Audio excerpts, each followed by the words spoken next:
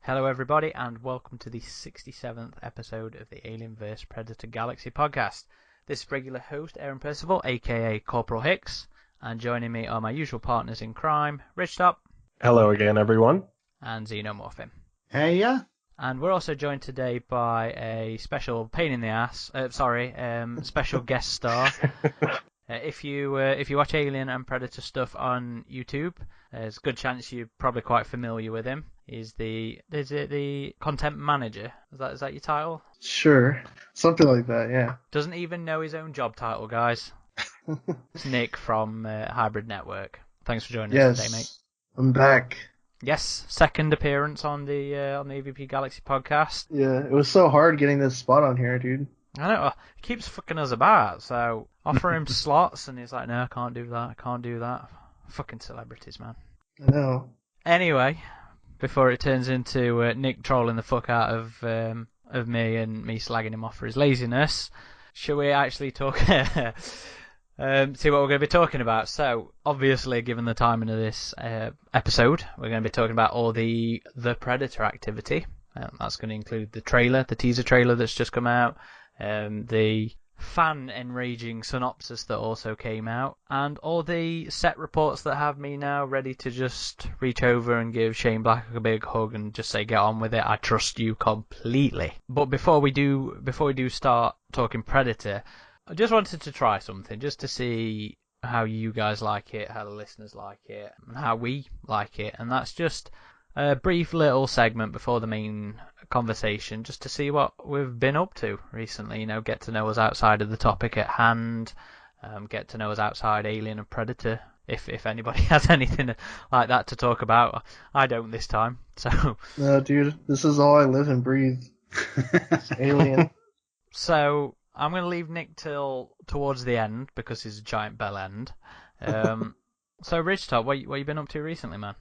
Well, I am working on my BFA at Utah Valley University in photography. I did want to go into concept art for a while. I was doing drawing and painting, but some years ago I switched to photography, and I feel like that's been more of a natural fit for me. So that's really what I've been working on, and I do like devoting time to the site as well, and writing articles and working on YouTube videos lately. Summer's nice because I do feel like I have a little more time. I've done some summer semesters, but usually I try and reserve summers to work on more personal things. And my photography business as well is something I'm kind of transitioning between student and actual photographer now.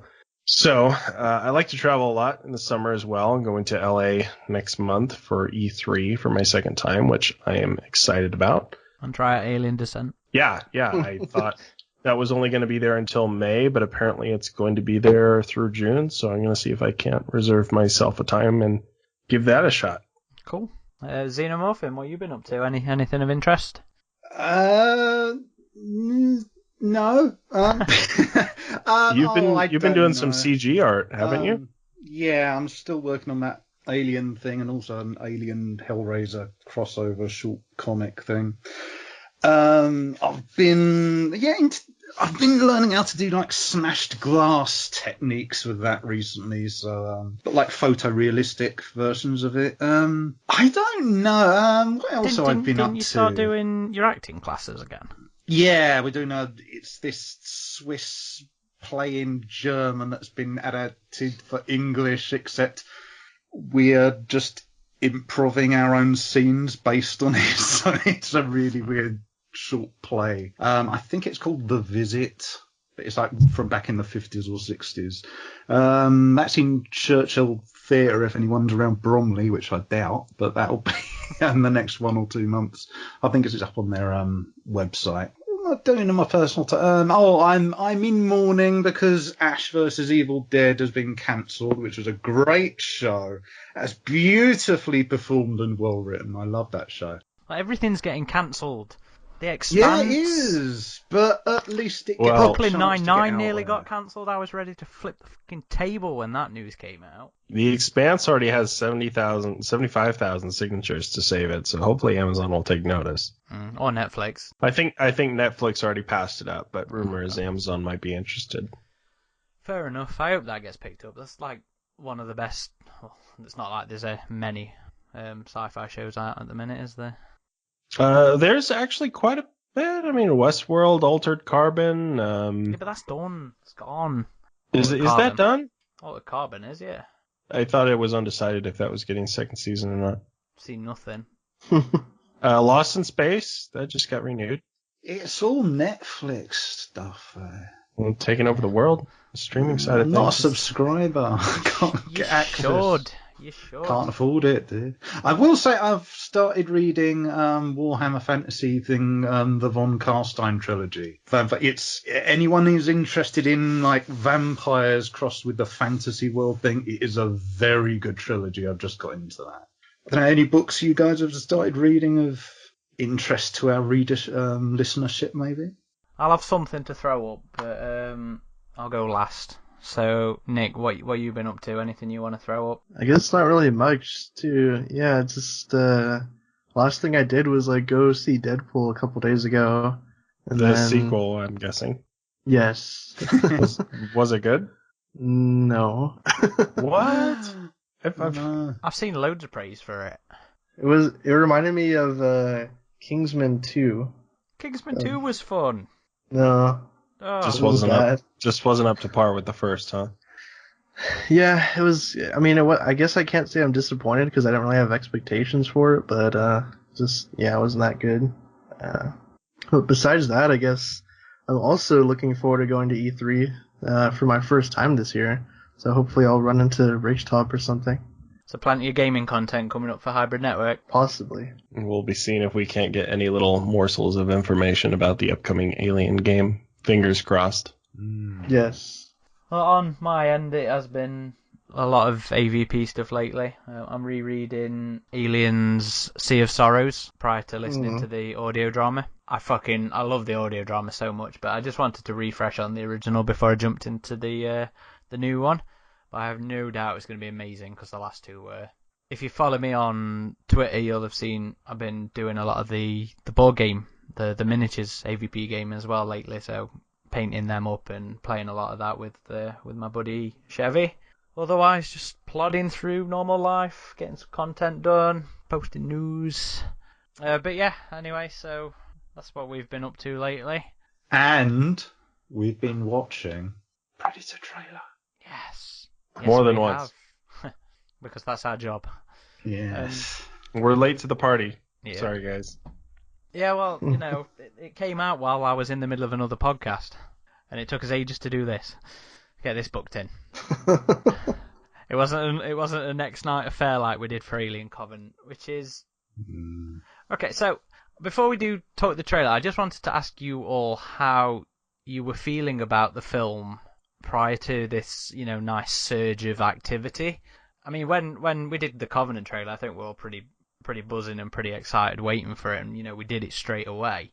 But I didn't really feel massively excited for this up until this point. There's been a huge gap in news, in interviews, in official releases, and I think we've all been sort of stewing in, at least I've been stewing in this leaked information from a script that wasn't even supposed to be out there. I hate that the script leaked because it's so old and the specifics of it weren't guaranteed to be representative of the final product. I mean, I know we can see in the trailer that the broad strokes are very much still there, but without seeing the proper execution, it's unfair to judge it. But we've all been winding ourselves up and getting so negative about this film, and I was sort of like fed up, and I was ready for them to release this content and actually show us something. So what about you guys? I'm kind of in agreement with you there. I was concerned because elements of the script I thought I was a little concerned about, and also didn't the script for the last Predator movie leaked beforehand as well, and it was kind of the same deal. We were concerned about some elements of that, but enough had changed that both you and I eventually liked Predators when it came out. I love Predators. What? I love it. It gets too much stick as far as I'm concerned. There's not a single Predator film other than the AVPs that I dislike. 1, 2, and 3. But the AVPs are great, though. Exactly. Only to the genuinely tasteless. Yeah, everyone said that this new trailer Oh, looked man. like Requiem. That's a load of bollocks. It did have a couple. Well, okay, That's the because Predator of how ship. it starts. Predator ship crashing was kind of similar. But yeah, just to kind of go back to my expectations, I was worried that the script was just kind of going to be all over the place, and they had the reshoots, which was concerning. The film had been delayed twice. There was rumors that there was too much humor, and it kind of went overboard with that. So I didn't really know what to expect. And the teaser, people had been like waiting and waiting and waiting for the teaser trailer, because this movie shot last March. We've known about this film for 4 years now. 4 years, yeah. Yeah, 5 so years. Maybe. people were ready for the marketing to start, I would say. And although the teaser trailer itself, I think, could have been done a little better, it did alleviate my concerns a little bit. And I will say that I'm more excited now, not just based on the teaser, but based on a lot of the set reports and interviews that I've been reading of journalists that got to go out there to the set and interview the cast and interview the special effects guys and the director, Shane Black. I know, Aaron, there was a specific interview with Shane Black you read that really boosted your confidence in the film. Yeah, and it was right. the same way with me. I was honestly like, I get hung up on the lore shit a bit, I guess. I don't like when they go back and try and retcon things, and so I made a post about that on Twitter, and I was surprised Shane Black actually responded, saying that the whole DNA hybridization thing was not going to be some. Well, let's not get into it too. Okay, too I'll early. save that I mean, for later, but I'll just say that his response alleviated my concerns that this would go too far in terms of damaging established lore. It's more limit. The thing you are concerned about is more limited in scope than you feared. Right. So what about you, Xenomorph, and how were you feeling before the trailer? Like the rest of you, I've heard some things about it which make me cautious and concerned about how this will be. However, I have been keeping in mind all through this, that's how I felt about Predators, especially when they said that, yeah, we're going to base this on the Robert Rodriguez script. And for those who listen to our podcast about that, it was the most ridiculously absurd thing ever. And when you actually saw the finished product, it was so radically different. It seemed to have virtually nothing in common with it. I was pleasantly surprised with Predators. Wasn't a masterpiece. It has its flaws, but I liked it. It was fun. It was entertaining. So, I'm hoping that's how I'll feel about this. But with that said, I've not been as on the edge of my seat as a lot of people had, because I know that it's ever since probably maybe Requiem, I don't know. Soon as these things hit, the fandom is going to inevitably splinter. Some people are going to be bitching about it. Some people could be saying, oh, you gave us too many story details. Enjoy the calm before the storm. That's my mentality. Now it's come here. I don't know. My mind is kind of like similar now. I need to see this. It's just, for me at the moment, it's just like, it's interesting that Shane Black is involved, but before the trailer here, I have got to see this. I'm not going to say too much. My responses about the trailer itself, but kind of like my as of now, I've still got that feeling. I'm going to wait until it hits. I'm not going to make any emotional judgments about it, especially because of Predators. I felt very, Predators had all sorts of red flags, but then it came along and I liked it. But that's why I guess my what would you call it? Like the bar is set. My expectations, they are very low on purpose. I felt, hope for the best, but prepare for the worst because of all the negative stuff that's come out. However, I will say that the interviews and articles have had a more positive effect on me in terms of anticipation, because they've been saying the right things, saying these are the problems with the other sequels, this is what we're hoping to rectify. But also there's a part of my mind that goes, that's what happened with Terminator Genesis. So I can't say I've got hype. I haven't got anticipation. I still kind of haven't. Yeah, I always thought Genesis looked terrible. Yeah, but see, the visuals for it, when they just did that first teaser stuff, it's. I will say with this one we've seen, it's only a preliminary thing. I'm sure they're going to give a bigger trailer, a bigger commercial for it later on. But the one thing I will say about it does look like money has been spent on it. If you say nothing about it, it does look like it's a film with a budget. Maybe not like Marvel-sized budget, but it definitely looks like money has been spent on it. So visually, it looks nice.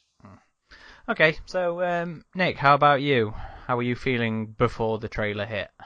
So before the trailer, I was kind of mixed on it. I didn't want to hate it outright because it's at the same time you want these movies to succeed, you don't want them to fail. But it did have so much negative press surrounding it, we heard about the test screening stuff, and then the trailer got delayed forever, and it just felt like there was this kind of weird bait and switch with the marketing that never came to start, and then it's it almost reminded me of Solo in a way where it's we heard all this drama behind the scenes, then they kind of hid the movie until a couple months before it came out. So it kind of similar to that for me, but I mean I was still gonna give it a chance when it came out, so yeah. Okay. Well, let's get into the trailer then. Let's actually break down generally what happened. I mean, it's not a massive trailer. It was a teaser. It was a minute and 40 seconds, something like that. So there's not a great deal in there. And half of that is spent on a kid opening a box. So. And we start on Halloween, so not Christmas this time. Which Black deliberately did. Now that he's realised that people have noticed he's doing it. So let's talk that opening scene then. So it starts with Jacob Tremblay's what's his name? Rory, that's it. That's right. Rory Yeah. McKenna opening a parcel, taking out a Predator gauntlet, and opening a trap or something on it, and finding a device, and seemingly piloting a Predator ship with it. Now, what a complete drop of the ball and misleading opening for this trailer. Now, let's be honest, the fan base is, like Alien, it's split on what specifically appeals about the films. Yeah. So, I think for those fans who it is a big macho film. The hardcore fans. In quotation marks, true fans.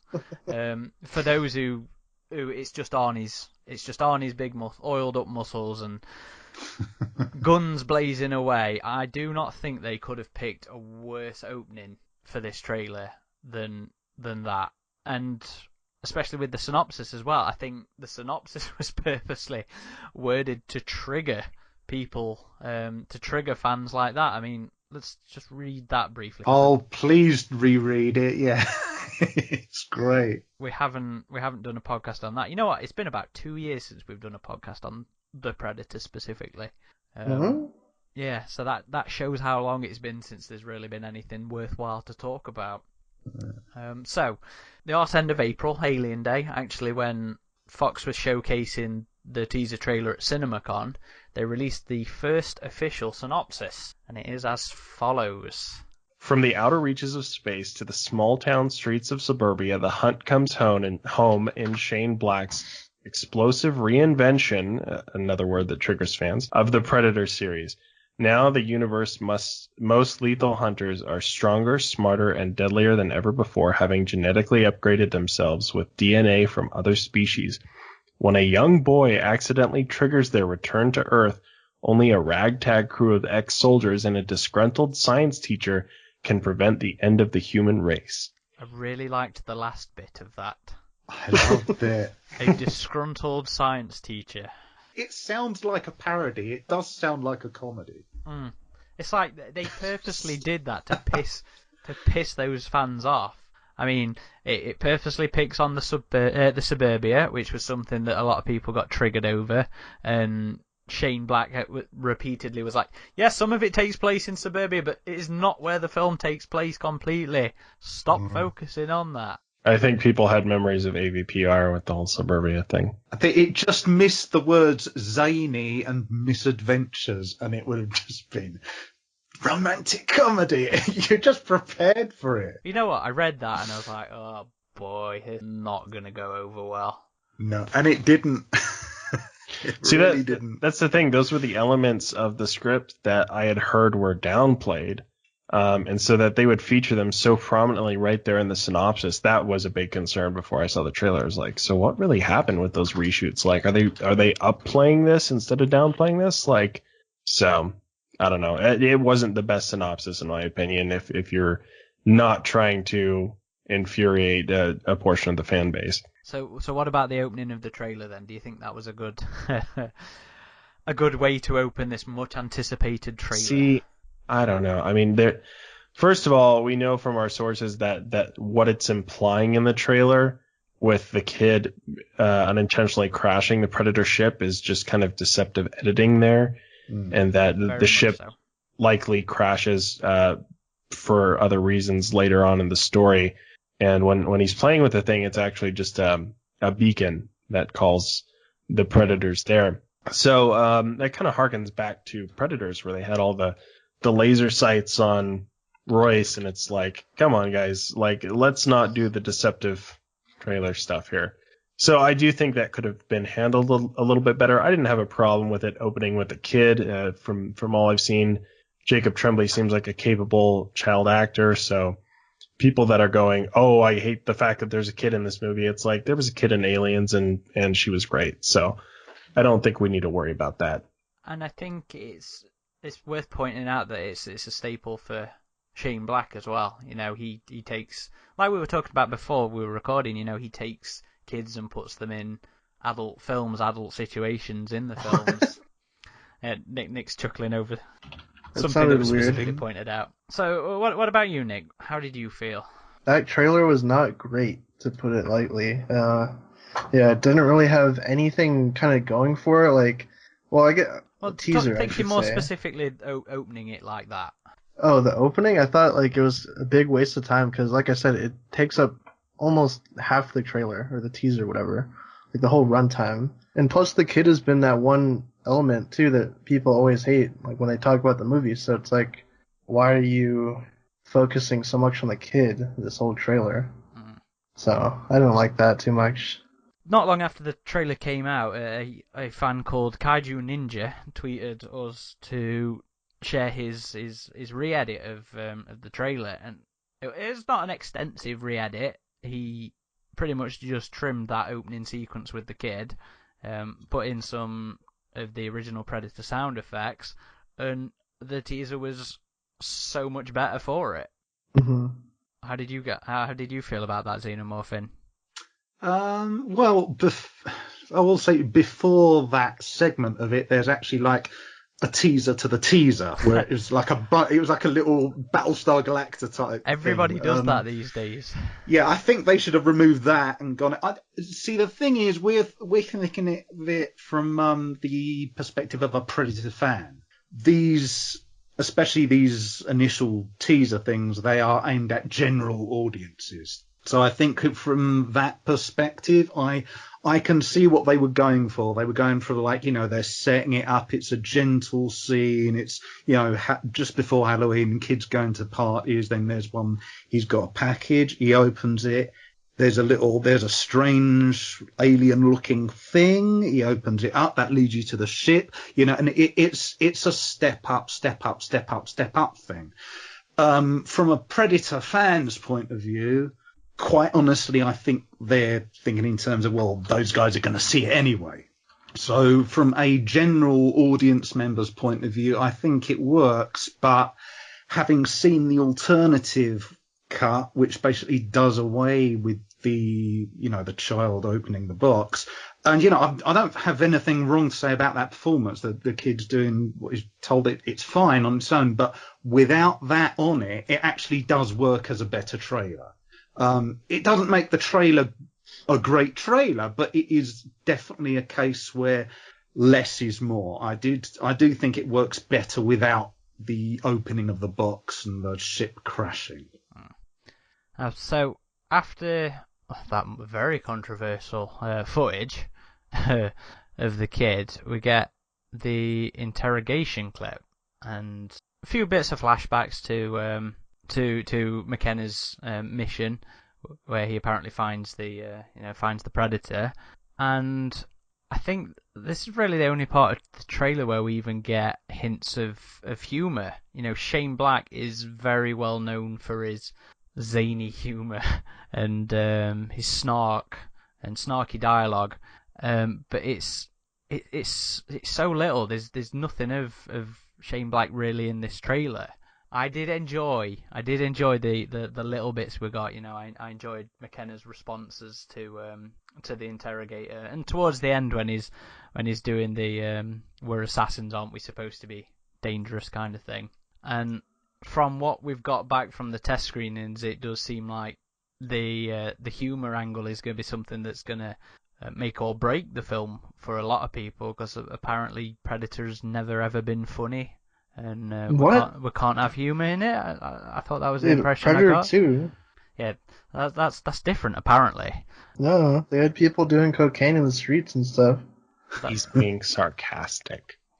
Does that not translate with the British? So, talk to me then, guys. Humour in Predator, in the trailer, in Predator overall. How are we feeling? All right, go for it, Nick. I like the humor. I really want to see what they're gonna do with it, because, I mean, Shane Black's movies, it's not like that kind of over the top humor. It's more like subtle stuff and like really smart writing and whatnot. I mean, he wrote the first movie too, to an extent, right? So. No, that's a misconception. It was rumored he was brought on for rewrites if needed. Yeah. But he pretty much said, "Fuck that!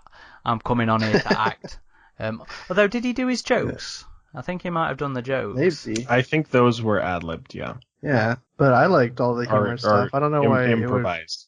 I don't know why humor in a Predator movie would split the fan base. So it just seems to be something that people are really. It's one of those things that people are focusing on and whinging about. I mean, I guess you don't want it to be over the top, but the Predator was funny.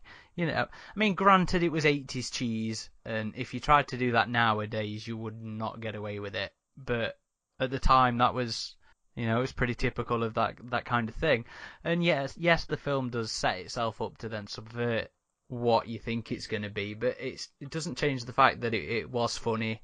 The stuff later on in the film was funny. The one-liners and everything and the quotes. So yeah, I don't know where this aversion to it's coming from. I don't think people have too much of a problem with humor being in a Predator film. I mean, that's always been there in all three Predator movies. I think it was just the rumors of the amount of humor. Like, there were some reports coming out from that initial test screening that people were saying, well, this is more of a comedy, like just a straight up comedy than it is an action or a horror film.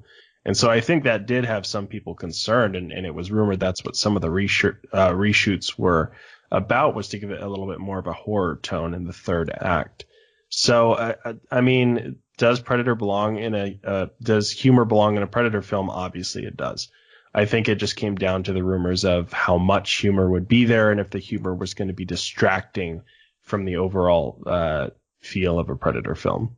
Yeah, I think distracting is the key word, because I've heard from at least a couple of sources describing this as more campy than Predator 2. Now, one of my problems with Predator 2 is not that it's got comedy in it, but the humour is often inappropriate. Like, for example, when you have the Predator using its medical kit and Danny Glover's character sort of conquering his fear of heights. And it's an otherwise very serious tone, and it's really well done. But it's interspersed with that little old lady coming out and like the cheesy game show music. And then, all through that, and right at the end, it culminates with a thing kicking the shit out of the wall and going through. And she turns to Harrigan, and she said, "I don't think he gives a shit." That's inappropriate. I can't believe you don't like that. No, because it detracts from what could have otherwise been really well done as serious tone. I think it would have been much better without that segment. That's so 90s, though. Yeah, I but will that's say the problem with it. Now, if this film has that kind of level or worse of inappropriate humour, yeah, but this is the problem. If it does, then yeah, that's going to be a problem. If it's of the level where, say, now some people might not remember it, but there was a David Duchovny film, I think it was back in the 90s, called Evolution. Oh, yes. Now that is actually a really good film, and it's got actually some horrific moments in it, but it is a comedy. Now, if you have that level of comedy in this, that's going to be, as Riztop said, it's going to be a distraction. And it's going to feel inappropriate to what a Predator film should be. If, on the other hand, it's just that sort of like camaraderie humour that you had in the original film, and I think part of the original film, it works so well because, you know, it's just soldiers being soldiers, and they, you know, they're giving out sex jokes and that. But when the shit hits the fan, when they need to be serious, they get down to business. And there's a certain part in it where the tone definitely shifts, and they are not making jokes anymore. And they are treating the situation they are in with the seriousness it deserves. That's what a Predator film needs to be. But if this is going to start feeling campy, and if it's going to start feeling like a Marvel superhero film, and one of the things that Shane Black said, he wants it to feel like a Marvel film, if he wants it to feel like a tentpole blockbuster thing.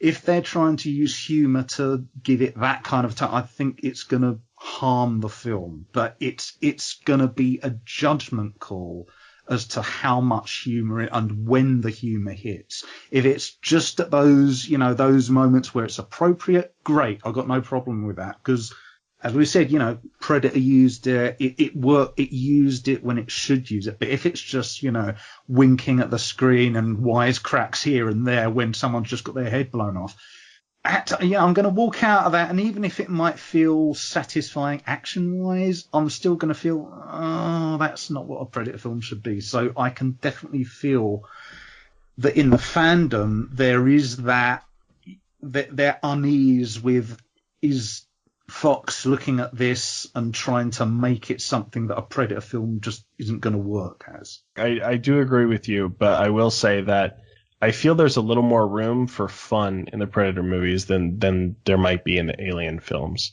I think just naturally, even since the first movie, like the one-liners and all that, yeah, there's a balance there, and you don't want to go into camp territory.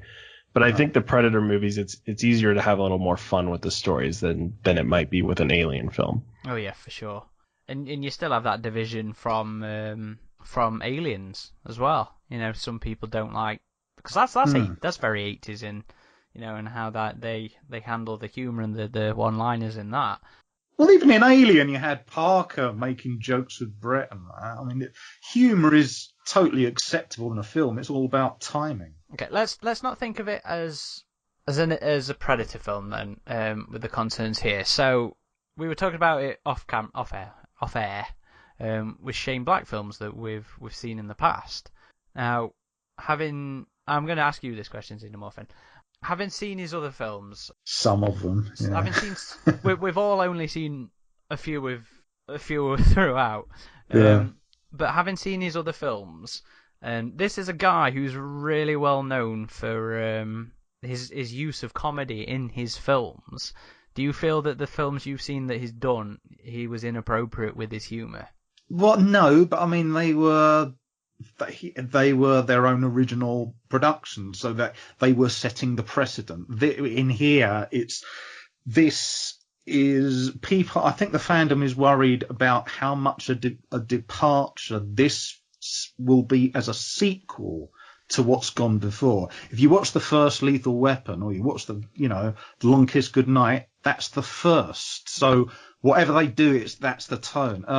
In terms of Ignore that mentality. As a writer, would he be? I think there's a good chance with it being Shane Black, it will be handled right. And do you think how he handled those other films, that's sort of If he did it in the same style, Yeah, well, how he balanced it. Do you think he has shown the restraint in his other films to be able to handle it properly with the Predator?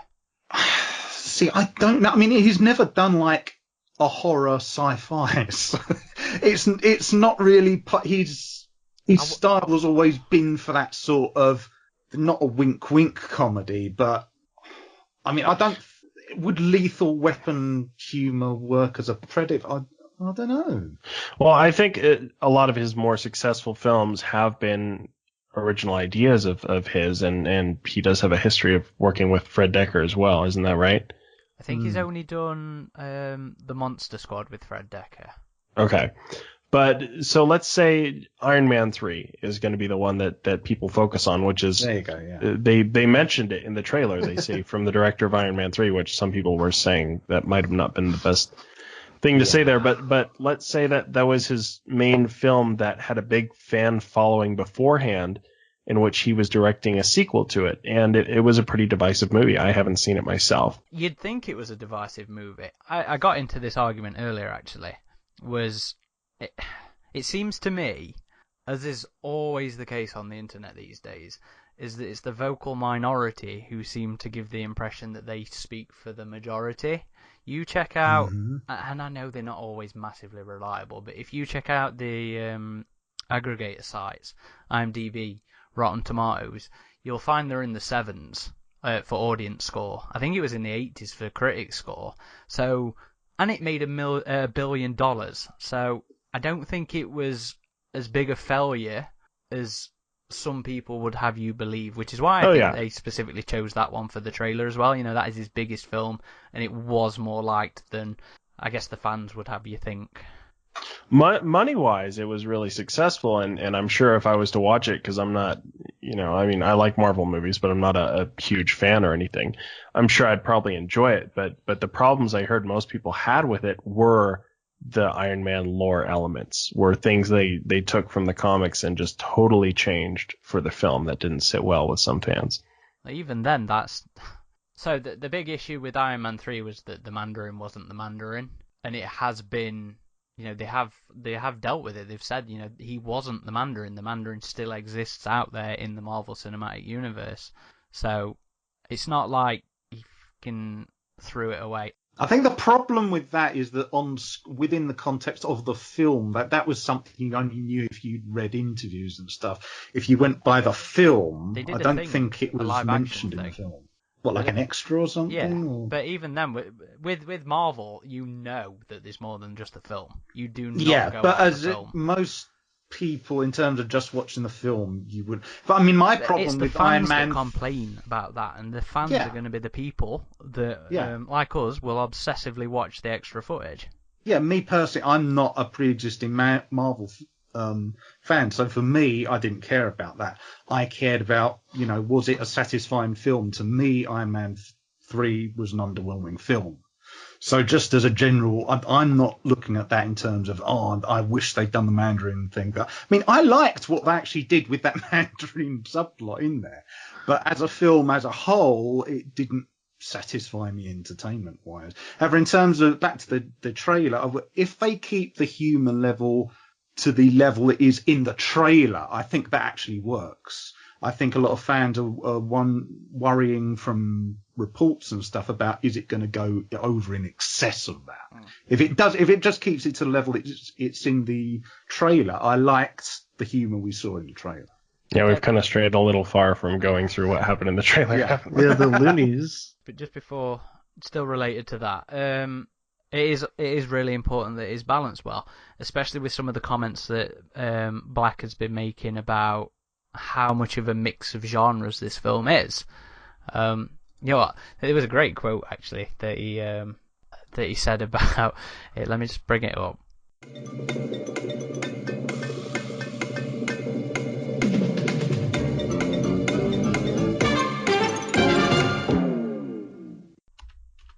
I can't find it. There was one of the reports where he essentially said something along the lines of, if you take all the genre shit and mix it all together He's talking western, he's talking espionage, he's Oh, talking yeah. action, he's talking humour, and mix it all together. That is this film. So some of the actors were talking about all the different elements from the different genres that they thought that the Predator was encompassing. Western was thrown in there. I think that was more in terms of pacing than anything. Yeah.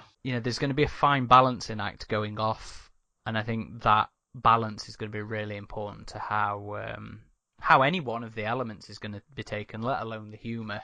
But hopefully that will be managed well in the edit. We'll see. But yeah, moving on then before this does turn into a 3-hour podcast.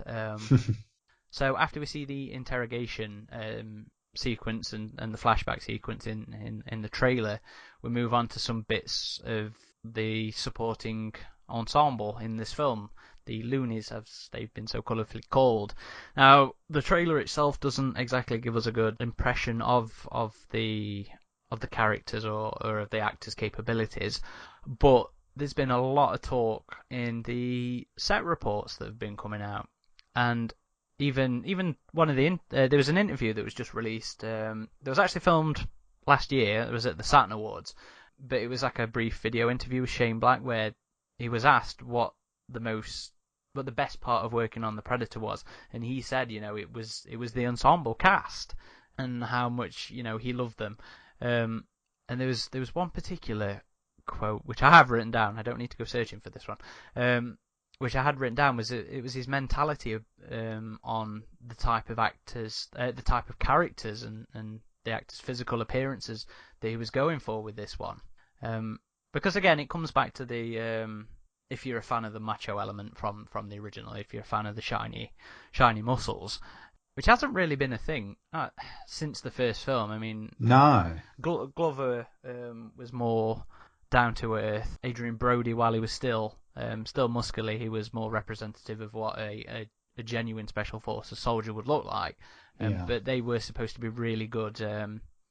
Glover was supposed to be a man of integrity. A police officer of integrity, and even Bill Paxton. I mean, he was still. He was. Yeah, people knew his biggest role before that was probably Hudson, so people would have thought, oh, he's going to be a soldier, but he was just basically playing a dick in the film. He wasn't playing a big, massive Arnold-like character. And, well, that Scorpion guy was big. El Scorpion. Yeah, that guy. The true star of Predator 2. So, and even the guys in the Predators were supposed to be really good at what they do. And he said Black said his mentality about the characters this time was because they're all. They're called the loonies, for God's sakes. They're all supposed to be mentally damaged in some fashion or another, whether it's PTSD, BDI, I think was what Augusto described his character as having, brain deficit injury, something like that. But they're not taking their medication and stuff, I think, but at one point one of the interviews said, so that adds to the mental derangement. Wasn't it like they had all seen kind of something messed up in combat or something that? Yeah. It's supposed to be the veterans who have, due to what they've seen or done. Right, and the government's trying to deal with them because of whatever situation that happened to fall upon them, and that's what kind of brings them all together, right? I think they're just going off on their routine stuff, and Boyd McKenna's just sort of. They're trying to shoehorn him in as a crazy so that he's not, whatever he says isn't, to be trusted kind of thing. Mm-hmm. Trying to discredit him. They've all seen a Predator or something. No, they hadn't. Boyd had. McKenna had. I thought I'd read something where that's the thing that unites them. I could be wrong. Yeah. Well, I think they do. They do when they're all together, I guess. Because in the trailer you see them all sort of looking out the bus at something.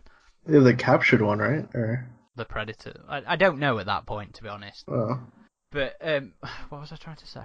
Oh yeah, so Black's mentality about the type of characters he's gone for, was something that I really loved, which was, I guess it was a reaction against perfection, and the Predator always going up against a perfect specimen all the time, and that being based solely on physical appearance and muscles. And I thought, well, maybe there's a version in which misfits play more of a role. And maybe there's even a sense that the Predator himself is even an outcast. I like that. I like that he's gone with less perfect characters. These guys are genuinely, PTSD is not, it's a serious thing, and it's debilitating. And for him to go with characters with a bit more to them, I think was really interesting. I think there's going to be, you say, these guys, you hear, these guys have PTSD and they've got issues and they're nicknamed the Loonies, and I kind of cringe a little bit at that. But again, it comes back to how they're going to handle it, because just on the offhand comment of these guys being not so functional, I guess, makes it more interesting for me. There's going to be a bit of complexity to them.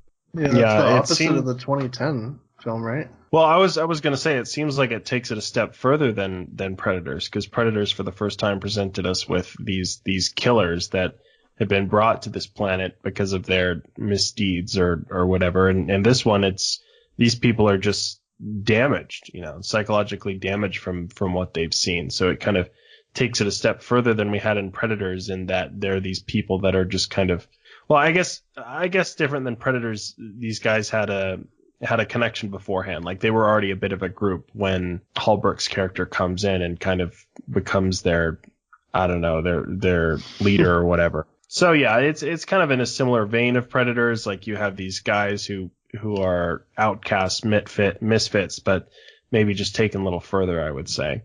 How about you, Nick? How do you feel about this bunch of characters? Is it something you're looking forward to seeing? Yeah, it seems cool. Like, it's like he's saying, it's such a different angle to take with the characters. Like, they're all damaged people, so they all are gonna have like their own flaws to them, and they'll all hopefully be pretty different too in terms of their character, because normally a lot of these times they're fairly similar, like military people. So having all these guys with different problems is gonna give them all like uniqueness, I guess. There's been some interesting, some of the stuff that's come out of the set reports has been character breakdowns. Some of the stuff like the actors have been telling the journalists down there. Yeah. And there's been some interesting stuff in there, and in terms of how Black's dealt with the characterizations. There's apparently been a good deal of improvisation on the set. Black said something along the lines of, let's cast the characters rather than, write them. So a lot of it seems to have come from the actors themselves. I mean, I even read something in one of them where Black and Keegan Michael Key, who plays Coyle, I think his name is, they developed this whole backstory between him and Thomas Jane's character, whose name I can't currently remember. Baxley. About them actually being connected before even all of that, because of a friendly fire incident that took place. And these guys seem to hate each other, but genuinely there's a brotherhood there, kind of thing. And that was how that comes across in the film, I don't know. But on just reading it, I thought it sounded really like there was meat there for some really interesting stuff for the actors to play with. And I'm really eager to see how a lot of that improvisation has come out. But I do recommend reading those, actually, if you haven't, because there's been some interesting stuff on how they're handling the characters. What about you, Xenomorph, and how are you feeling about the characters? The flawed dimension to it, I definitely... This is what I meant by saying the articles and interviews actually are giving me more interest in this than the actual trailer did, because stuff like that, especially from a writing perspective, flawed characters will automatically mean you have more layers to play with, more things to play with. Yeah, but even in terms of interaction between them, it really helps. That was one of the things I really used to like about Buffy the Vampire Slayer. You had a lot of the characters in it, they had problems. They were maybe not damaged, but they were definitely flawed. And there was those kind of characters always way more interesting than the other type. You had Riley, who was a almost flawless soldier. He's typically regarded by the fandom as rather bland, whereas a character like Drusilla, who is literally a mentally unstable female vampire, she's a fan favorite because of how those actors, the whole ensemble brought that stuff into the actual TV show itself. So I really like hearing about that. How much it's a part of the film. Now that's going to be a different matter. If hardly any of that actually plays into it, aside from some just light-hearted quips, it's going to feel like a point of, well, why even try to bring that into it? But yeah, I like those elements. It did bring to mind that the Bruce Willis film Red and Red 2, because they sort of played around with those kind of elements, but they did it with comedy in mind. So again, we come back to, will he use it mainly for comedy or serious dramatic purposes? I don't know. But I like the idea of what we're hearing in those interviews, but again, it's going to depend on how much that's executed on screen. That was something else that was sort of talked about in the set reports and the stuff with Shane Black, and I think actually Thomas Jane, who sounds like an absolute fucking character himself, from some of the interviews. He said something along the lines of, how films in the 80s seem to, what's the right word for this? Glamorize war, whereas the Predator doesn't. It treats the conflict, it treats the injuries and the concept of the violence with not reverence, but respect. Yeah. I thought that was a weird quote though, because he starts. Yeah, that's when he goes off on a strange one, doesn't he? Yeah, he goes off on weird. He starts saying, but sometimes I like to dip my toe in that right wing pool, and I'm thinking, it's not left wing or right wing. It's like, would you think Top Gun is a right wing film? No, it's just entertaining. It's just some films, when they deal with war, are they are they superficial? And are they just like, yeah, war, let's shoot the enemy? I think that you'd find that's more like, as you say, in the 80s, that's like an Arnold Schwarzenegger film typically was back then, but it wasn't a left or right wing political thing, so I don't understand what he was talking about. Let's not go there. No, but I'm saying at that point he lost me because he didn't make sense, because it's not a political thing. Saying he seems like a real character in himself. He's the Jesse Ventura of this film. Yeah, it's just a weird thing to say though. Anyway, moving on to another angle that seems to piss people off was the trailer's only real bit of, I guess, plot, giving away what a bit of the plot of the film was going to be, and that was Olivia Munn's line about the Predators hybridizing themselves. So, it was a problem when the Predators script leaked. It's been a problem now. Well, it was changed from the original Predator script because back in that one, Rodriguez script, it was pretty clear that they were genetically altering themselves and they had black blood and they weren't like the predators we knew. And then that was downplayed. They were a subspecies of predators that were still more or less predators. It does not appear in that film with any notable significance, no. But when the script leaked, when the early script, again, this is early scripts, leaking before the films come out, it didn't go down well, did it? And I think it would be fair to say this angle does not seem to be going down massively well at the minute. Yeah, it seems like this is kind of what we were worried would happen with Predators is happening here, and I hope it's just in a place where, kind of like I mentioned earlier, that it's more limited and it's not all Predators that are doing this, which, again, Shane Black did specify on Twitter in response to one of my comments where he said that, no, this is not a wider retcon of something that all Predators have done. This is not why they've always hunted, which honestly eased my primary fear with this. I mean, you could write it off kind of like some people did with Predators. Oh, this is a bad blood clan that does this.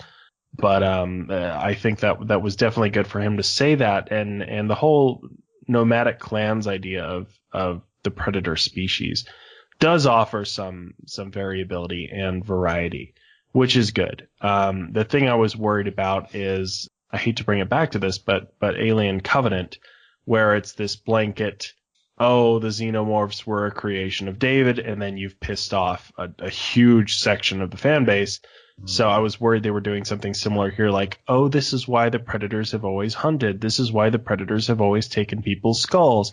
They were just trying to upgrade their DNA. And if you're trying to portray that as this is something the predators have always done as just this big retcon, no, that's not going to go over well. It's not going to go over well with me or a lot of the fan base, because I feel so often that sometimes these film companies feel they have to go, oh, we need a big dramatic change. Like, you thought it was this way and it was actually this. It's like, no. I mean, if you have a formula that works, stick with the formula. You can do new and interesting things with the same formula, and you can explore that without violating what came before. And you could even retcon without going too far. Like, even Amanda Ripley in Alien Isolation, we were all worried about that retcon, but that proved to be a really positive one. So I feel like the retconning can be done right, but it's also a very fine line. You can go overboard with it. And recently, what I've heard about this being a very limited thing among the predators has eased my fears a bit. I just hope that's actually quite explicit in the film. Well, not necessarily explicit. Clear. Yeah, I hope it's made clear in the film, but I can't see how they can. Well, we do know there's multiple predator factions in the film that don't get along with each other. Well, it says the end of Earth or something, right? The end of the human race they're trying to stop or something like that, or what does that mean? I think that was in the CinemaCon trailer. That's not actually in the teaser trailer, is it? The one that got released online? I thought they were the same. No, there seems to have been some minor differences in them. Didn't we hear some kind of leak where there was some sort of plot element where it's like the predators have to abandon their own world to take over Earth or something like that? Wasn't that part of it? I think that was from the very early script that got leaked, yeah. There's some sort of... I can't remember now, you're making me question. I'll have to double check this. I'm sure it was in the leaked script. I can't remember if it was ever in the reports that we got back from the first test screening. Xenomorphin then. Yes. Hybridization. How do you stand on this angle? I will protest again. No. Well, I think it's obviously because it's a sequel, they're thinking in terms of, well, we've got to do a bigger and better thing, like, Aliens did with the Queen. So I think here it's, an advanced alien species. Can they mess around with DNA? Yeah. Okay, then some of them are going to do it. I don't really have a problem with some of them considering that as a viable way to go about whatever they like to do. I think, like Ridgetop, if there's a danger of it being like, they're trying to retcon that about why they do trophies and things, it doesn't really work because it doesn't play into the mythological stuff, which was what one of the, I forget what it was, but one of the interviews does have either Shane Black or Decker saying about they wanted to return some of the mythology, which I like hearing about. But as a plot device, I don't have any problem with it. There are only so many ways you can visually present a predator. So if you can give them more vicious physical attributes and explain it away as, this one happened to have some DNA manipulation, I don't think it's necessarily a bad thing. It only becomes a bad thing if, like with the way the Alien stuff is sort of heading, if it feels like it's going into like Resident Evil territory. At that point, you start to think, this isn't Predator, this is something else. But as long as it's done in isolation, it's kept within reasonable, it feels like this is a Predator film. It's just that's adding a little flavour to it. I don't mind it. I can totally see some members of a species which is basically devoted to slaughtering and ripping out spines as thinking, is this a way to give me sharper teeth or an extra set of arms as one of the comics had? I could totally see some of them doing that. To me, unless it's looking over the top comic book style, I don't mind it as a concept, hybridization, but it's how far they're going to go with it. We're finally going to see our four-armed predator on screen from that comic. But see, I could see that working. I can see don't that talk about working that. just as a creature design. The Goro Predator, hell yeah. No, never happened. Never happened. Well, possibly the worst Predator comic in existence. Nick, how are you feeling about hybridization? I guess it really all depends on the execution, and plus Black coming out and saying that it's only a certain like section of Predators doing it alleviates, I think, any worry that I had about it. And plus, I mean, hopefully they don't really like focus on it too much, but at the same time, it seems like it's gonna be Seems part to of be the story driving because force of the narrative, doesn't it? At least in the conflict, anyway. yeah, because you got the upgrade, which we haven't actually seen in the movie yet. You got the other hybrid creatures, like the spider things and all that, whatever. So, I mean, it's definitely playing into the story, but I don't really mind it too much. I mean, we got it in the 2010 movie to an extent with the super predators, so it's like, whatever. It's not like a bone of contention for me, really. I remember not liking the idea when the Predators script was leaked. I don't believe it really translated into the overall film, of the finished film, and I'm 50-50 with it. I mean, I guess it is really just going to come down to execution and how it's handled. That's all I can say about that matter. I mean, the scapegoat for all the different Predator stuff is that yes, they're different clans, they're different tribes, they're different cultures, they behave in different ways. If he's trying to say that every single goddamn Predator ever has been doing this, has been doing the hunting for that point, then yeah, I guess maybe that will annoy me. We'll see when I see the film. But if it's just specific cultures doing it, then yeah, I don't see it being a big deal. I mean, at the end of the day, everybody's different. We're all different. Why the fuck are the Predators not gonna all have different beliefs and different scales in which they adhere to whatever rules they have? I mean, at the end of the day, the Predators don't fight fair anyway. So if they want to steal a bit of DNA and take it one step further, I mean, we try and do that now. You know, athletes take drugs. And if I could replace some part of my body with an augmented or artificial superior version, then yeah, fuck it, I'll go for it. Well, I mean, ask yourself, I mean, say the Predator at the end of Predator 2, like, if that guy or girl, whatever it is, had gone on to survive that encounter, I could totally see it either maybe growing a new arm or maybe even replacing it with a robotic arm. I could totally see it because it would give it an advantage. If it's on the other hand, like you see, it's like, you know, in the sequel, Predator 7, it's Terminator Predators, and they've just gone way overboard, then it's gonna look stupid. But so long as it's done, it's restrained, it's like them, you know, they've got a shoulder cannon that they just guide by their helmets.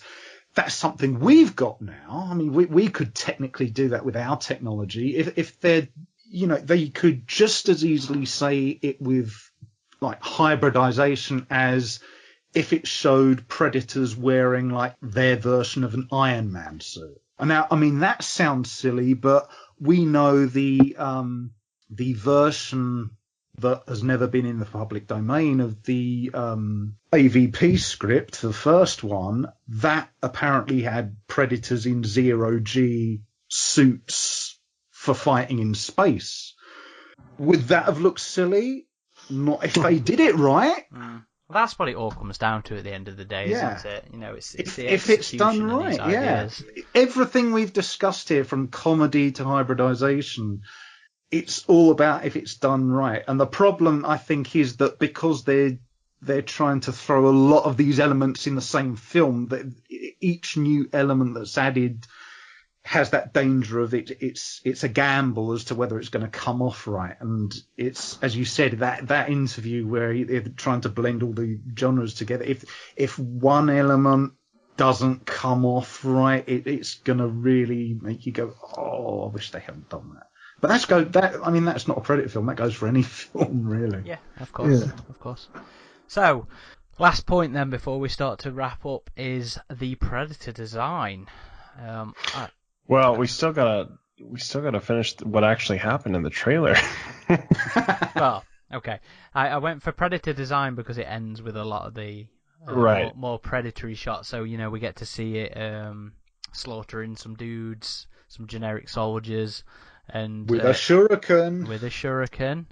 AVP. So AVP AVP's confirmed? canon. Hashtag AVP's Canon. canon. Well, not even just the shuriken though, because it shoots a wrist blade, and that's also from the AVP. Film, I would so it say does that's make you more wonder. Predators though, because it was only a single blade. Yeah.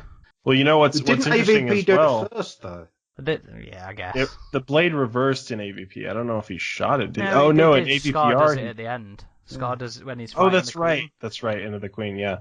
But also Keegan-Michael Key in one of the interviews said there was going to be call-outs to all the Predator films and the AVP films. I don't He know. said it was in continuity with all the Predator films. Yeah. So confirmed, which dude. is Gunnison, interesting. Colorado happened. I mean, me personally, I like to think it was probably just along the lines of ADI going. It probably had it in the script. Lying around. Yeah, it probably just had it in the script, and it was like, the Predator throws this weapon, and the ADI folks, they just went, well, we've still got this. How about we used it? And it was just like, they just had it, and they thought it would ease the budget. Okay. So we know, even from the trailer, there's going to be a sequence inside the Predator ship. We could see alien skulls again. That would be cool, right? I mean, like... That would actually be cool. I'm sure we're going to see a whole trophy room of... Oh, we're going to see a David skull.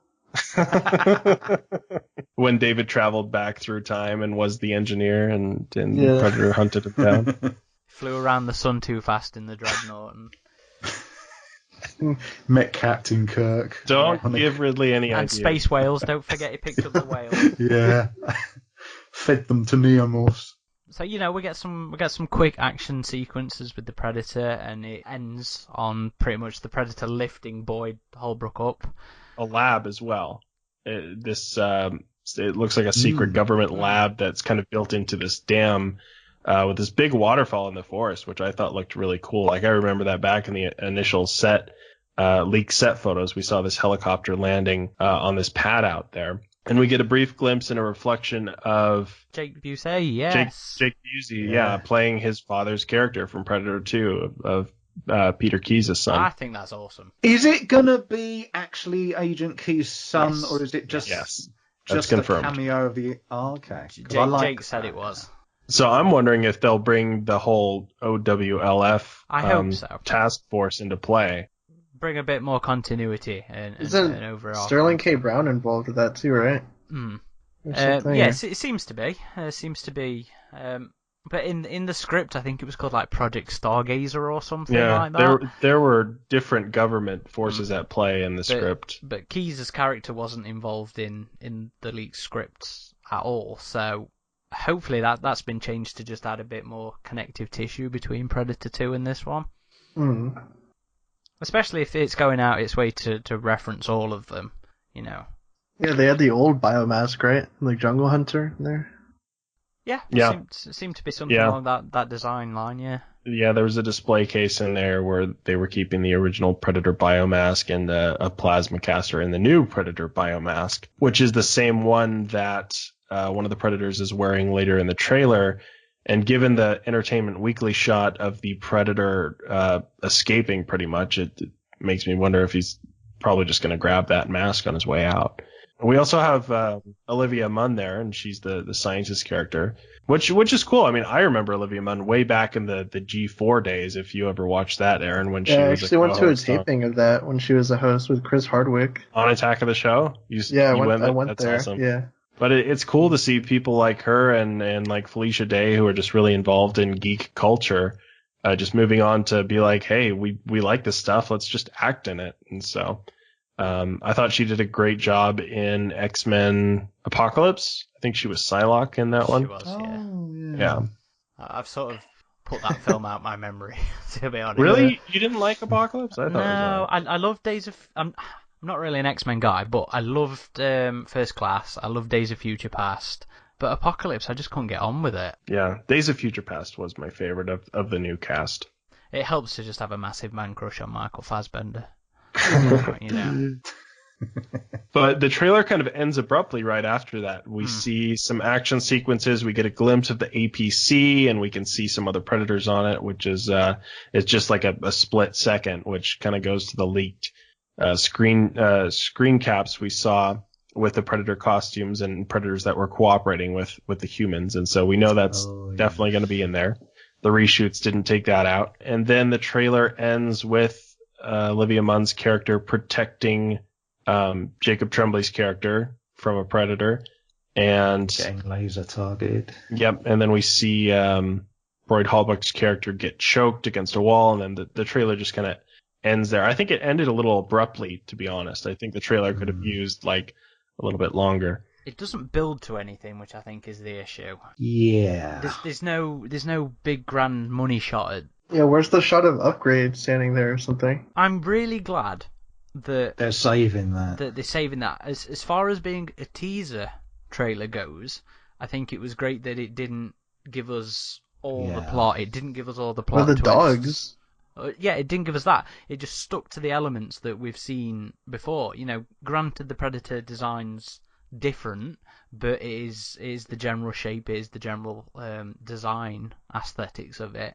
So I loved that it was actually quite reserved in actually serving as a teaser trailer. It's just a shame it didn't build to some grand money shot of say that Predator. Yeah. The money shot was the interior of the Predator ship, which I didn't even realise was a Predator ship until I read it in an interview or an article. It's just a random hallway with some red LEDs sprinkled through it. So, Predator design then. The armor's interesting. It's different, and the same with the mask as well. It seems a little modernized, I would say. The only thing I was wondering is the when you see them next to each other in the glass case, it looks a little bit bigger than the classic helmet. And so I'm wondering if that might just be the angle of the shot, or maybe the predators are bigger because they've been enhancing themselves or whatever. But I think only like one of the predators has been doing that. So I don't know if that's the case or not. But it's an interesting looking mask. The only thing I'm wondering is, and Aaron kind of rolled his eyes at me when I made this point, but this is really the only Predator biomask design we see that's new in the entire trailer. And so I'm wondering if this is, and we saw in the leaked set photos as well, the two Predators that were working with the humans wore this exact same biomask. And so I'm like, is this the only one we're going to see in the movie? Because that was always something that I liked in both AVP and Predators. Like each Predator had this very distinctive mask that was kind of part of its character. And so if they're all wearing this identical mask in the movie, not only will it be confusing, but I think it just could be a missed opportunity. Well, let me then give the answer that I give to Ridgetop. And building on your point earlier from if he just grabs it from there, you know, I can see grabs it from the lab, I can see the justification for it, because I can't remember how it goes down in the script. But you know, you're not going to roll your eyes at standardized military hardware, are you? If this is supposed to be such a ideological difference that these different factions of Predators are at war with each other, you know, it's a bigger scale, bigger conflict. Fuck it, you just go and grab whatever standard issue gear they've got in Predator Armory before you pop down to Earth to hunt the upgrade. Yeah, it would be cool to be able to see different masks, because at the end of the day, it's such a thing that we as fans love going. You know, I love Wolf's mask design. I love Bone Grill or Gort from Predator 2, whatever. It would be cool for all of them to have different things, but as a mask, I actually really like it. You know, I love the gold and silver or bronze and silver sort of patterning that they've done on all of the armor on the masks themselves. And there's a weird shot in the trailer with the angle makes it look really sort of sharp, but we've seen in some of the other pictures, you know, that it's actually quite nice and smooth. So I really like the new what we've seen so far of this new Predator design. Nick, what are your thoughts on the Predator design? I like it too, but I'm kind of with Ridgetop in that, like, I wish that there were other masks. Like, I would have been fine if the captured one had, like, a specific one, then I guess the two that, like, help the humans, I guess if they had the same one, it'd be fine, because it makes sense. because they probably have been on Earth for some time. But yeah, it kind of does suck that there's like not too much variation in that. But apart from the mask and stuff, the design is cool. It's much more like lean too in the armor. So You know what? There was a set report that was released today. I think it was today on Den of Geek, where they talked a teeny weeny little bit about some of the mentality of the new armor. I'll just read that out for everybody. When Trish Monaghan shows us the new armor she's designed for the Predator, for instance, it has a medieval quality to its design, as if it belongs to a ritualized order of knights. One element she's particularly proud of is his new armor. Is the back flap, evoking feudal Japan. It's a bit samurai, so it was able to cover, so it wasn't too exposed. She says of how it covers some of the musculature in the legs, while still showcasing the familiar shape of what Schwarzenegger memorably deemed to be one ugly motherfucker. So just a bit of insight into some of the design. Well, that Empire shot, he had that big codpiece too, remember? Yeah. It's got a big fucking thing to protect down there. It needs that codpiece. Yeah. That was on that Rodriguez script, right? Yeah, where one of the Predator pisses on somebody. Oh man, I remember that now. That was a weird part of the script. And then doesn't one of the human characters end up eating his dick or something?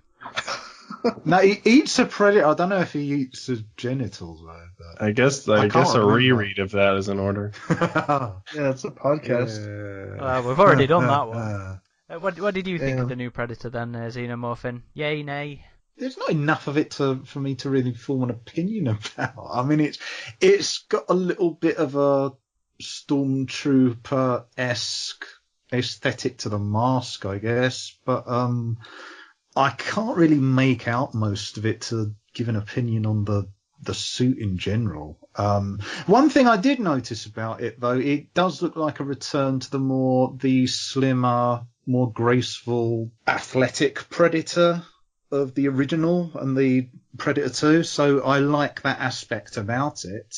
A lot of people have been commenting on the one in Empire, where it's the Predator just hurling someone up in the air. A lot of people have been noticing it looks like that one's sort of, it seems to have armor or its skeleton or something. It looks like it's had surgery done on its torso.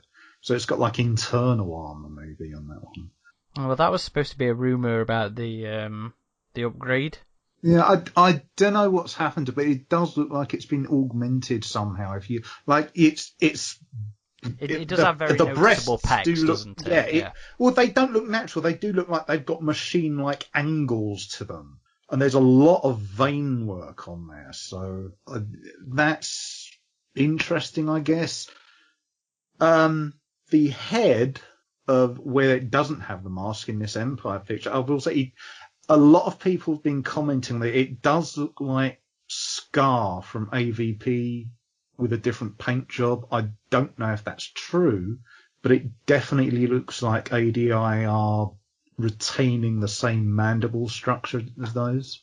I mean, Ridgetop might know more on that than me, how similar they are. I mean, it looks, I don't know, it looks a little different to me. You're just going off that Empire still, right? Empire, yeah. Yeah, let me take a look right here real quick. I mean, it does have ridgy, like Predator 2 style ridges around the side of the head, which I like. Yeah.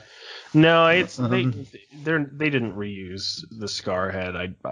I highly doubt. It looks a little more distinct than that. And the material looks completely different as well.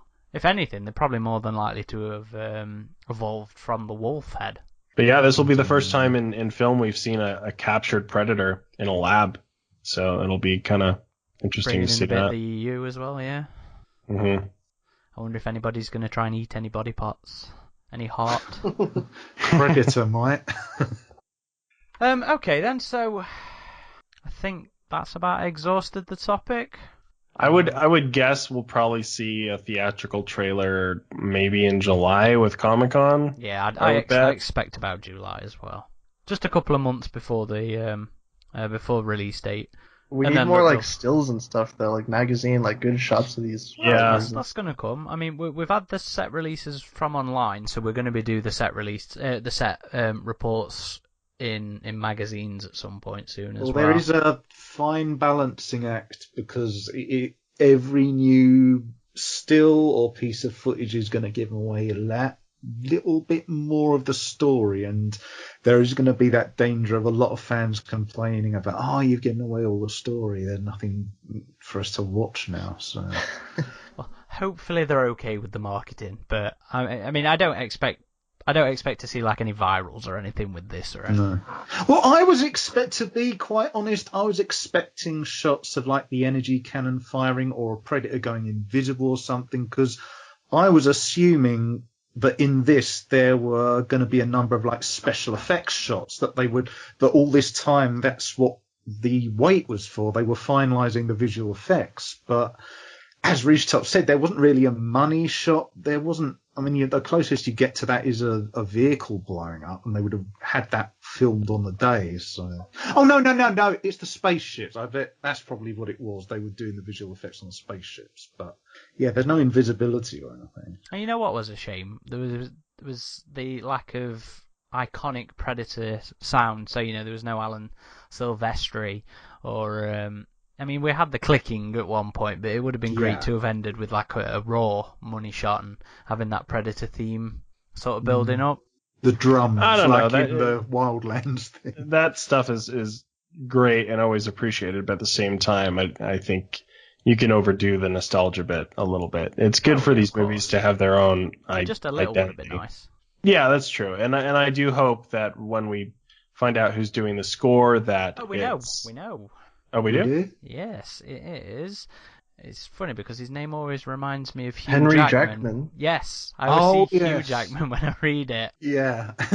And he was known for, let's have a read, Kong, Skull Island, Captain America, Civil War, and The Winter Soldier, the Kingsman films. Right. That's and right. most recently, Jumanji. So, like with Predators, that movie had a great score, but it was very, very much a retread of Silvestri's score from the original. So, I'm hoping this one has a little bit more of its own identity, but it still has those callbacks that kind of, the nostalgia's there. It's just not overdone. It very much needs to include the theme, though. I mean, unlike Alien, I would say Predator definitely has a definitive series theme. Yeah. Well, Covenant had in all the three original movies. theme back, right? It did, but that's more of an Alien thing than an Alien series thing. Mm. But that's more why I never really minded it in Predators, because I think that kind of music's been there all along, so it didn't feel out of place. It didn't feel like a nod and a wink at the audience. Well, it's with the Predator films, that is very much part of the Predator thing, because drums evoke the primal nature of the hunt. So I think with the Predator films, it's almost necessary to have that, because the music is playing a character in itself with those. I mean, we remarked, I mentioned Wildlands a few moments ago, but we did remark in that Wildlands game that when you hear those tribal drums, I'm pretty sure it is an actual direct sampling from the film, it just psychologically instantly puts you in that frame of mind. Has anybody else got anything they'd like to bring up about the trailer or some of the stuff that's been coming up? I just think it's good that it finally got here. Like, finally we have an idea of what this movie is going to be. So I'm looking forward to it. I'm feeling better about it, and hopefully the marketing will just continue to ramp up. I'd like to see a poster before too long. That'd be nice. Yeah. Well, didn't they bring out that poster, the lightning? It was a motion poster. It wasn't the. I'm sure they're going to convert it into just. Well, I think they will. You think they'll use that? Well, it's on the cover for the prequel novel, I think. I think that was just temporary, wasn't it? That was a placeholder. Possibly, but it seems to be the final one at the minute. Yeah, doesn't that prequel come out like a couple months before the movie too? I think it's currently slated for July. Might get pushed back, so it's not so far ahead. I guess it depends how spoilery it's going to be. No, they need to get hype up for this movie. Go read a book so you can watch the movie. I bet that'll be a prequel to the actual Film, the direct but that's probably going to be what we saw in the trailer with right at the start with I don't think there's a book what's his in that name? in Boyd's. No, I think that's in the film as a. Well, in the Yeah, but script, that's it's his backstory, isn't it? That his team has been stopped because you hear that narration at the start of the trailer about, you know, you encountered this thing and it killed all your men. I suspect if there's a prequel novel, it might be to deal with what happened on that adventure.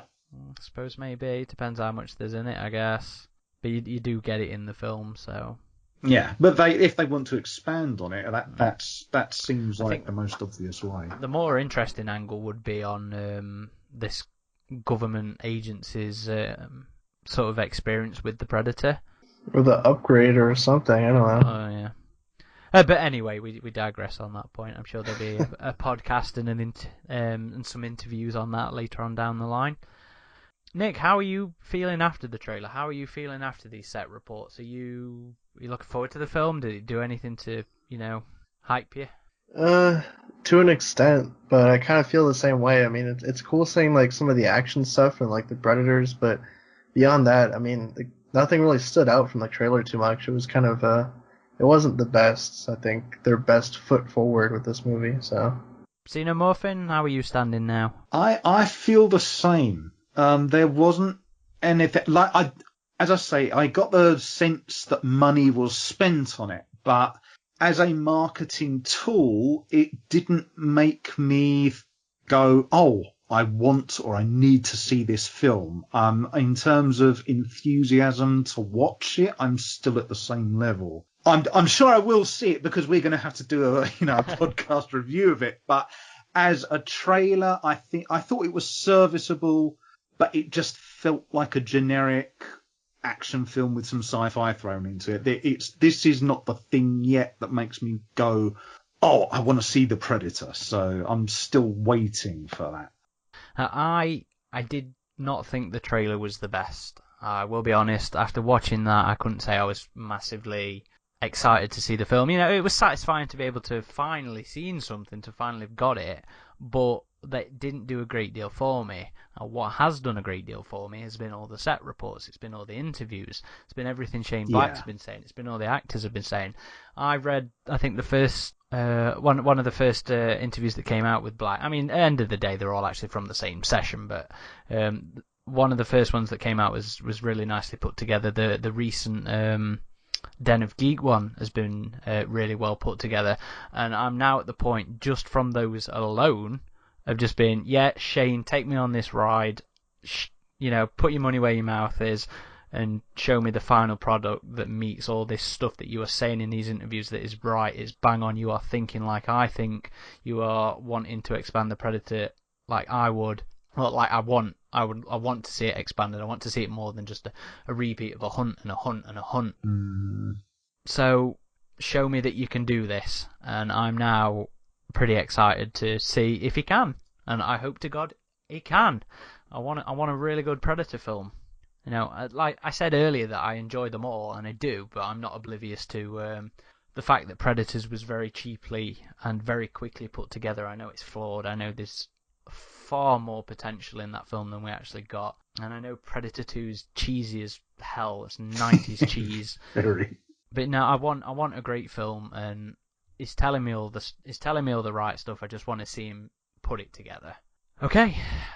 So that has been our thoughts on the Predator trailer. That's been our thoughts on the the leak stuff and the set reports and everything.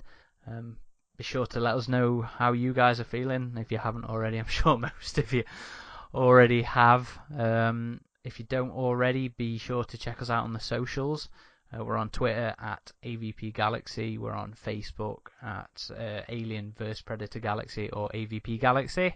And YouTube. And yes, we are now on YouTube. I wouldn't say we're cranking out the content like the big boys, but we're getting there. We're getting there. I can now make news videos faster. So our channel is just Alien vs Predator Galaxy, and you can find a link on the homepage actually. We do also have a TeePublic page with some cool Alien and Predator designs on it, our own logo on there as well. So be sure to check that out. Again, I think that's linked to on the front page. If not, just search AvP Alien vs Predator Galaxy on TeePublic for the store. You can follow me personally on Twitter at _Corporal Hicks. And if you guys just want to shout out your social handles where these people can come and spy on you. If you'd like to follow me personally on Twitter, it's just at Ridgetop21. I also mentioned my photography a bit earlier, so if you'd like to check that out, I'm also on Instagram, same handle at Ridgetop21 for my personal account. My CGI output is at Centinalysis at DeviantArt. I know the last stuff was put up there on 2016, but I will be putting up some new things, some of them to do with my upcoming alien-related projects soon. And Nick, where can people find you online? You guys can follow me on Twitter at who's_Nick, and you can find us at Hybrid Network on pretty much every social platform. And that is more than just Alien and Predator, that's nerd Yes. culture in general, yeah? Yeah, definitely. Okay, brilliant. Well, thank you everybody for listening. I hope you've enjoyed this episode. And we've kept it under 3 hours this time, so I'm pretty proud of us. This has been Corporal Hicks. And Ridgetop, Xenomorphine? And me. get into that chopper.